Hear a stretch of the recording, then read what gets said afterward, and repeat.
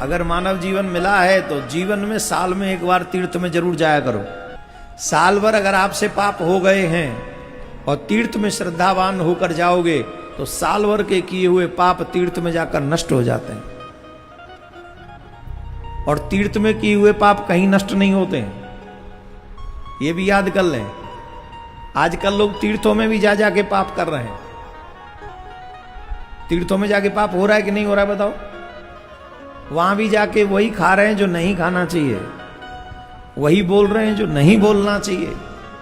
अगर आप तीर्थों में भी जाके पाप करेंगे तो घर के किए हुए, संसार के किए हुए पाप तीर्थ में नष्ट हो जाएंगे, पर तीर्थ में किए हुए पाप कहीं नष्ट नहीं होंगे, वो वज्र पाप हो जाएंगे और वो तुम्हें अवश्य ही नरक के द्वार तक ले जाएंगे।